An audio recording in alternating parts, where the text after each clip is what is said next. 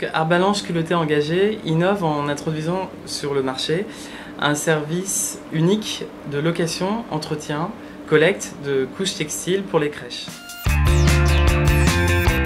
Notre objectif est d'apporter une alternative durable face aux couches à usage unique. Cette dernière a un impact fort sur l'environnement, tant en amont qu'en aval. En amont, en utilisant des matières fossiles qui sont dites non renouvelables, et en aval, avec la quantité de déchets qu'elle génère.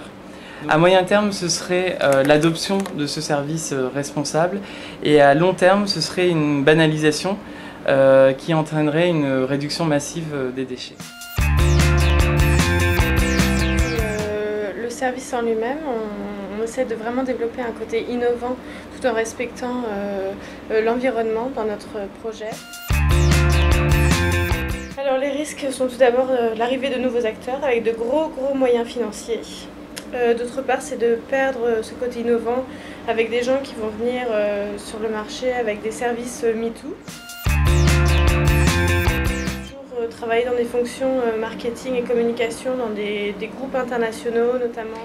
À un moment de ma vie, je me suis sentie pas en phase avec moi-même sur ma carrière professionnelle. J'avais envie de me rendre utile socialement. J'ai identifié grâce à la petite enfance que j'ai découvert avec l'arrivée de ma fille, j'ai discuté avec la directrice et j'ai eu cette idée de couche lavable. Pour ma part, moi j'ai une formation de création de produits en design.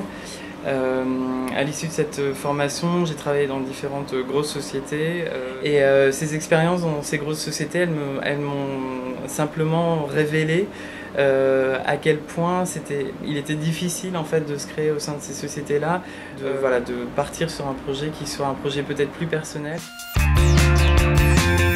Les bonnes surprises, c'est d'abord les rencontres, les soutiens qu'on a découverts, on découvre chaque jour dans l'avancée du projet.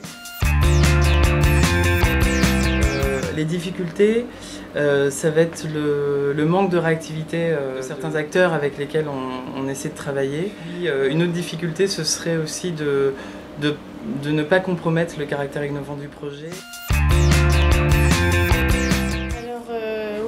On a tous les deux connu des moments de découragement, donc on a eu beaucoup de chance parce qu'en fait on est deux sur le projet, donc travailler en binôme c'est pas la même chose que travailler seul. Donc la solitude déjà de l'entrepreneur on l'a pas vraiment connue, et deuxièmement je pense que notre exutoire aussi bien Ludovic qu'à moi-même c'est l'échange, la communication. Le social c'est tout d'abord entreprendre autrement. C'est rechercher un modèle économique viable mais juste, essayer de mettre les salariés, les acteurs de l'entreprise au cœur de l'entreprise, essayer de combiner vie privée, travail.